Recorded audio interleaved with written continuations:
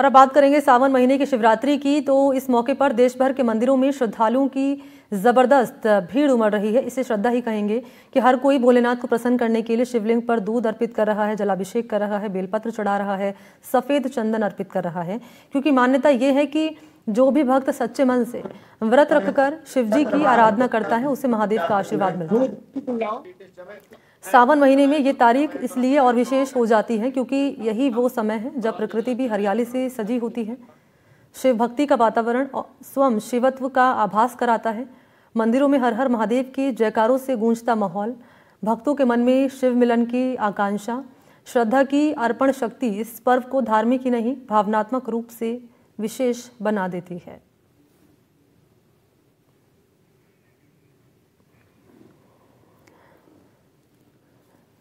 और चलते हैं अपने सहयोगियों के पास। इस वक्त मेरे साथ मौजूद हैं चूरू से गजेंद्र की मौजूदगी है, अलवर से मौजूदगी है सहयोगी मुदित गौड़ की। चलते हैं पहले गजेंद्र आपके पास। किस मंदिर के बाहर आपकी मौजूदगी, पहले तो ये बताएं क्या विशेष इंतजाम सावन के महीने के इस शिवरात्रि में किए गए हैं और भक्त कितने उत्साहित हैं, क्या विशेष तैयारियां? और अलवर से मुदित गौड़ भी जुड़ चुके हैं, बताएं गजेंद्र। बिल्कुल मणि, सुबह से ही हर हर महादेव के जयकारों से मंदिर है वो गुंजायमान है। आसमान से भी इंद्र भगवान है वो बारिश रूपी वर्षा कर भगवान शिव का जलाभिषेक कर रहे हैं। मंदिरों में सुबह से ही भक्तों का तांता लगा हुआ। इस समय प्रसिद्ध रघुनाथ मंदिर में खड़े हो, यहाँ पर पूरी तरीके से मंदिर है पूरा शांतिकार। आप देख पा रहे हो सुबह से श्रद्धालु है वो यहाँ पर लगातार जलाभिषेक है वो भगवान शिव का कर रहे हैं और काफी बड़ी संख्या में सुबह से यहाँ पर भक्त है वो जुटे हुए हैं। कुछ श्रद्धालुओं से भी हम बातचीत करने की कोशिश करेंगे कि आखिर किस प्रकार से भक्त है वो यहाँ पर पूजा कर रहे हैं। सर, सुबह से भक्ति के बयार बह रही, क्या कहेंगे?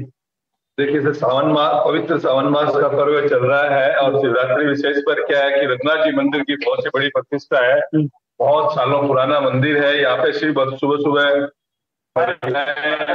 4:30 बजे से पूजा करेंगे, रात को 12 बजे तक पूजा का कार्यक्रम चालू रहता है। हमारे यहाँ मधुसूदन जी कौशिक के सानिध्य में सुबह से लेकर शाम तक पूजा पाठ, रुद्राभिषेक और ये कीर्तन वगैरह चलती रहती है।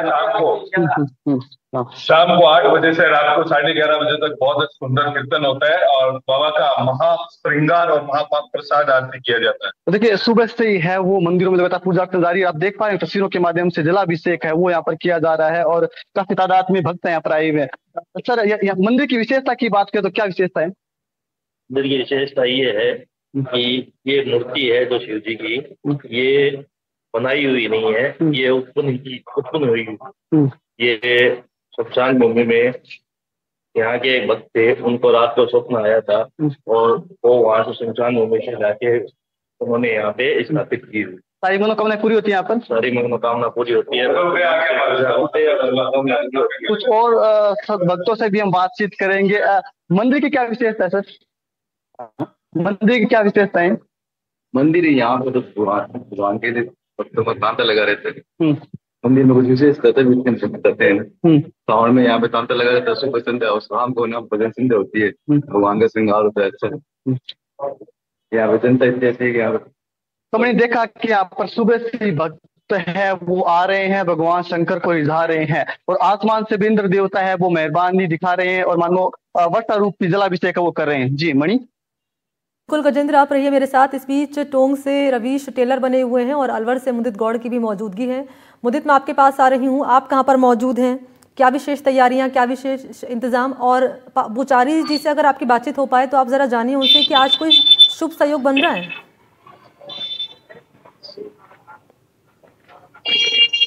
जी बिल्कुल, हम मौजूद है अलवर के त्रिपोलिया महादेव मंदिर पर, जहां पर जो विशेषताओं की बात की जाए तो यहाँ की विशेषता ये है कि अलवर शहर का ये मुख्य मंदिर है, जहां पर आप देख सकते हैं सुबह से ही भक्तों का यहाँ पर तांता लगा हुआ है और शिवालय पर जलाभिषेक करने के लिए बड़ी संख्या में जो श्रद्धालु है वो यहाँ पहुंच रहे हैं। और आस्था का जो केंद्र है यहाँ पर, अभी हाल ही बात की जाए तो आज महाशिवरात्रि का पर्व है। इस महाशिवरात्रि के पर्व पर आज कांवड़िए जो हरिद्वार से कांवड़ लेकर आते हैं, उन कांवड़ियों की भी काफी भरमार यहाँ पर देखने को मिलती है। और अभी सुबह सुबह का वक्त है, अभी कुछ कांवड़े यहाँ पर चढ़ी हैं और उसके बाद कांवड़ियों का आने का दौर शुरू होगा। उन्हीं के साथ ही यहाँ कुछ भक्त लोग भी मौजूद है। किस तरह की यहाँ मान्यता है, क्या आस्था है, आज क्या है? हाँ, अलवर में ये पहला ऐसा मंदिर है जहाँ हर वर्ग के लोग यह मानता रखते हैं भोलेनाथ की। ये बाबा एक ऐसा है चमत्कारी बाबा। महाशिवरात्रि का पर्व है, कांवड़िए लगातार आ रहे हैं त्रिपुरा महादेव। बहुत बढ़िया अच्छा प्रोग्राम है। अभी देखा जाओ आप कितना अच्छा प्रोग्राम है। सब अपने श्रद्धा से आते हैं, बाबा सबका बना आ रहे हैं। हाँ आज 13-14 से एक है ना, आज ही चढ़ेगी, लास्ट है आज कांवड़िया। आज तो बिल्कुल यहाँ आज कांवड़ियों का जो आने का दौर रहता है, जो हरिद्वार से कांवड़ लेकर आते हैं, उन कांवड़ियों आज यहाँ पहुंचेंगे और उसके बाद अनवर का ये मुख्य मंदिर है जहाँ पर सर्वाधिक कांवड़िए पहुंचते हैं और कांवड़ चढ़ाते हैं। जो जल लाते हैं उस जल का अभिषेक यहाँ पर भोलेनाथ की उस पर करते हैं पिंडी पर, और जो जल आता है पूरे परिवार के साथ आते हैं। और सबसे बड़ी बात की जो डाक कांवड़े आती है, वो भी डाक कांवड़े भी सबसे ज्यादा इसी मंदिर पर आती है। और अभी कुछ कांवड़े यहाँ पर चढ़ी है और उन कांवड़ों के जल चढ़ने के बाद अब यहाँ पर और भी कांवड़े अभी आना शुरू होगी। और जो साज सज्जा की बात की जाए तो पूरे मंदिर में कल भव्य कार्यक्रम आयोजित हुए। आज महाशिवरात्रि का पर्व जो है 13-14 की जो बात कही थी, तो उसके तहत ही आज यहाँ पर काफी अच्छा माहौल यहाँ पर देखने को मिल रहा है। जो भक्तों का सैलाब है वो सुबह से उमड़ा हुआ है। अभी आप देख सकते हैं कि जल चढ़ाने की जो प्रक्रिया है, लोगों के आने का सिलसिला है, सुबह से ही पूजा का जो दौर है वो लगातार जारी है। और मंदिर की साज सज्जा ही साफ प्रतीत करती है कि जिस तरह से यहाँ पर जो कार्यक्रम चल रहे हैं, तो आज जो कांवड़ियों का शिवरात्रि का जो पर्व है उसको लेकर के यहाँ पर भक्तों में काफी आस्था देखने को मिल रही है। जी ठीक है, आप रहिए मेरे साथ। मुदित, मैं आपके पास लौटूंगी। रवीश के पास ले चलते हैं टोंक में उनकी मौजूदगी। रवीश, आप कहां पर मौजूद हैं? यहां पर क्या विशेष इंतजाम और तैयारियां? जी मनी, मैं टोंक के मंशापुर महादेव मंदिर में मौजूद हूँ और सावन का जो महीना है शिव पार्वती की पूजा का महीना है। पूरा 1 महीने तक जो है व्रत, उपवास और कांवड़ यात्राओं का दौर रहता है। श्री भजन संध्याएं होती है। सबसे महत्वपूर्ण बात यह है कि सावन का इस महीना जो राजस्थान पे खास तौर पर इस बार मानसून भी मेहरबान रहा है और चारों तरफ जो है वर्षा योग जिसे कह सकते हैं कि राजस्थान जो है जिसकी पहचान रेगिस्तान के रूप में की जाती थी, वहाँ वर्षा योग जो है इस बार ऐसा रहा है कि IMD का अलर्ट 100% सही साबित हुआ है और अब तक औसत से ज्यादा बता रहा है। जहाँ तक सावन की बात की जाए, महिलाएं पहुंचती है, पूजा अर्चना करती है। सबके अपने अपने तरीके होते हैं पूजा अर्चना करने के। कुछ लोग जो है कली चढ़ाते हैं, कुछ जलाभिषेक करते हैं, कोई पंचामृत से अभिषेक करते हैं। क्या बुजुर्ग, क्या महिलाएं, क्या बच्चे जो है सभी जो है, चाहे छोटे बच्चे हों या महिलाएं हों, इनसे भी बात करने की कोशिश करते हैं कि आखिर जो है किस तरह का जो है क्या रहता है सावन का। आप क्या तैयार कर रहे हैं? बेल पत्र तैयार कर रहे हैं भगवान भोलेनाथ के लिए। तो क्या क्या करते हो? किस तरह शुरुआत होती है आपकी पूजा? हमारे पंचामृत तैयार करते हैं, दूध, दही, शक्कर और इसमें घी, शहद डाल के पंचामृत तैयार करते हैं।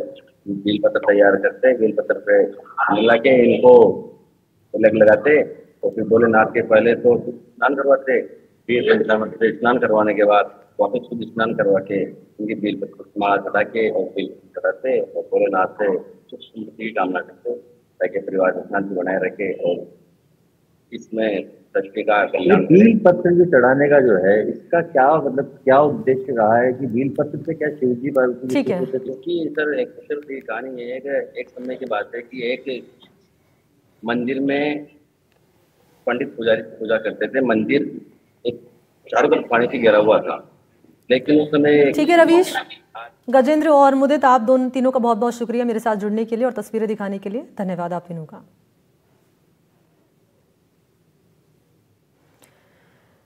तो ये तस्वीरें हमने आपके सामने रखी। तो माउंट आबू की बात करेंगे। माउंट आबू में स्थित है अचलगढ़। यहाँ पर विशेष रूप से भगवान शिव के अंगूठे की पूजा होती है। कहते हैं कि यहाँ सच्चे मन से मांगी गई मन्नत भगवान जरूर पूरी करते हैं। अरावली पर्वत श्रृंखला के बीच मौजूद इस खास मंदिर से जुड़ी ये रिपोर्ट आपके सामने।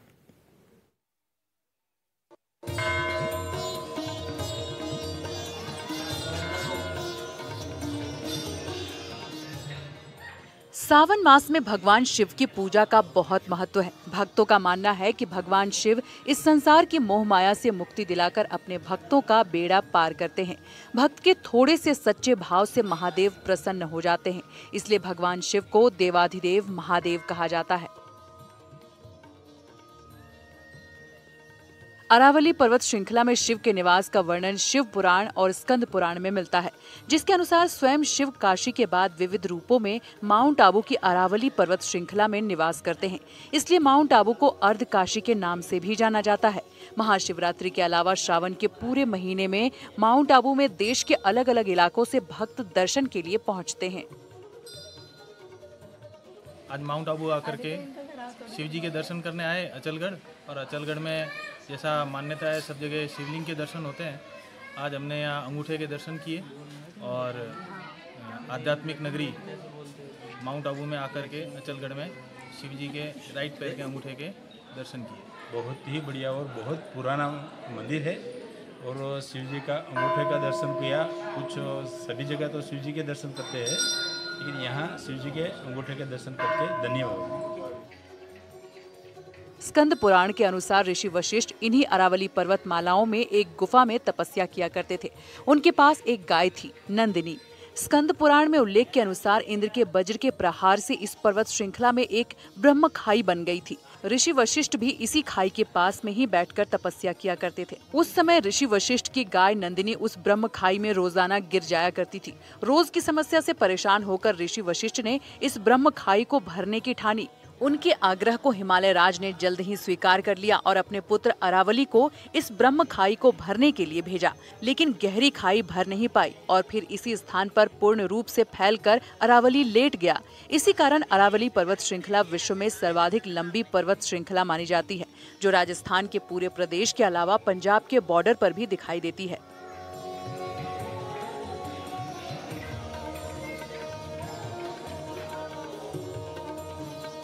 गुरु वशिष्ठ जो थे, उनकी नंदनी गाय गहरे खड्डे में गिर गई थी। तब उन्होंने सरस्वती नदी को प्रकट करके गाय तो उनके आश्रम पे निकाल दी, फिर इस पर्वतराज को बुलाया। उनको अवरुद्ध नाग लेके आए, इसलिए अबुधा अचल नाम रखा। 33 करोड़ देव दिए, 18 वाहन वनस्पति दी, तो भी ये पर्वतराज अचल नहीं हो रहा है।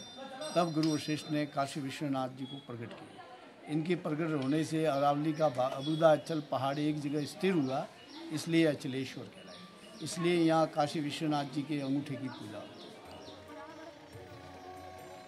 जब हिमालय राज के श्रेष्ठ पुत्र अरावली इस ब्रह्म खाई को पाट पाने में सफल नहीं हो पाए, तो फिर से ऋषि की प्रार्थना पर हिमालय राज ने एक लंगड़े पर्वत नंदीराज को एक विशाल अवरुद्ध सर्प पर सवार कर इस स्थान पर भेजा। यहाँ पर आने के बाद नंदीश्वर पर्वत भी इस ब्रह्म खाई में भीतर गहराई तक समाने लगा, तो चिंतित होकर ऋषि वशिष्ठ ने देवाधिदेव महादेव से इस ब्रह्म खाई को भरने की प्रार्थना की। महादेव तो बहुत प्रसिद्ध है, उनका तो शिव पुराण में भी है। पहले के ये आबू की जगह तो ये रेगिस्तान था, पहाड़ की जगह, तो वशिष्ठ जी की आश्रम होते थे। आश्रम में तक्षक नाग होता था जो ऋषियों के कंस कुंडल लेके चला। जब गुरु वशिष्ठ ने इंद्र का आह्वान किया, इंद्र के वजह से ये बहुत बड़ा यहाँ भ्रम गई। फिर उनके पास नंदनी गाय थी, वो गिर गई। इस सरस्वती नदी को आह्वान किया गुरु वशिष्ठ ने। आज ये सरस्वती धारा एक धारा बहती है, जो गुरु वशिष्ठ ने श्राप से मुक्त की एक धारा। फिर देवता इकट्ठे हुए कि आश्रम के बाहर खड्डा है, उसका तो कोई उपाय करो जी। ये नंदीवर्धन पर्वत, नंदीवर्धन को अवरुद्ध नाम का एक नाग था, वो इस पहाड़ को लेके आया। ऋषि प्रसन्न हो गए, जो 33 करोड़ देव दिए, 18 वाहन वनस्पति। आबू राज के तेरा नाम रहेगा, तेरे ऊपर सब साधु संत रहेंगे। ऋषि वशिष्ठ की करुण प्रार्थना की पुकार सुनकर महादेव ने काशी से ही अपने दाहिने पैर को फैलाकर अपने अंगूठे से इस नंदीश्वर पर्वत को अधर कर दिया और बाद में इस स्थान का नाम अचलेश्वर महादेव के नाम से विख्यात हो गया। आज इस स्थान पर